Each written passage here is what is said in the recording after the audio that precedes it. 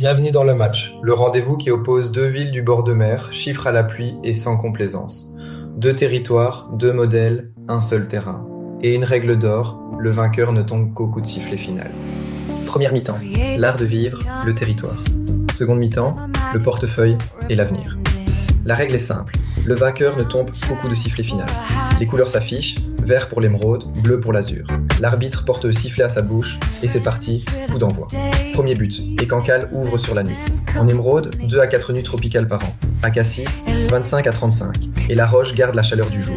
On dort fenêtre ouverte au frais d'un côté, sous climatisation de l'autre. Cancale ouvre le score, 1 à 0, et l'émeraude lance idéalement la rencontre. Deuxième but, et soyons fair-play. Sur le soleil, Cassis domine. Près de 2800 heures par an contre 1660. Une mer à 24 degrés quand la Manche plafonne à 18. La Méditerranée, c'est le soleil garanti. Et Cassis égalise, un partout. Troisième but, et Cancale reprend l'avantage, sur le prix.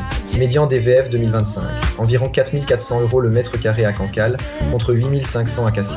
Presque 2 fois moins cher pour s'offrir la mer. Cancale repasse devant, 2 à 1, juste avant la pause. Et c'est la mi-temps.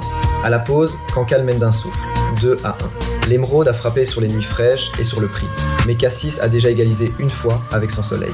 Ne vous fiez pas au tableau. La perle des Calanques garde le prestige et la belle saison en réserve. Tout peut basculer en seconde période. Restez avec nous, on remet le ballon au centre.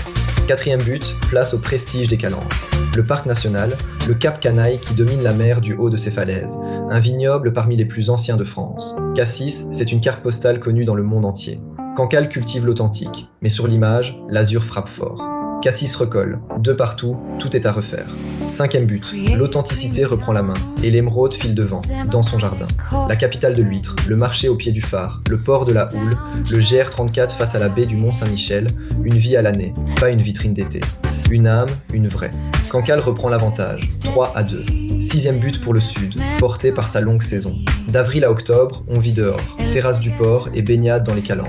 En émeraude, les étés sont doux, mais plus courts. Sur l'art de vivre solaire, l'azur égalise, 3 partout. Tout reste à jouer. Et voici le dernier acte, celui qui devait désigner un vainqueur, le charme du petit port. Et là, l'arbitre ne tranche pas.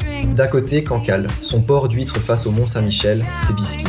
De l'autre, Cassis, sa calanque blottie sous le Cap Canaille, c'est Vignes. 2 joyaux du bord de mer, impossible de les départager. Ballon partagé, personne ne marque. Et au coup de sifflet, c'est l'égalité. Coup de sifflet final, et personne n'a perdu.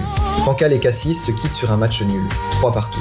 Cassis a séduit avec son soleil, ses calanques et sa longue saison, et garde ses atouts. Cancale a répondu par ses nuits fraîches, ses prix bien plus accessibles et son port vivant à l'année. Le verdict est honnête. Pour le soleil et les calanques, Cassis. Pour vivre au frais, au bon prix et toute l'année, Cancale.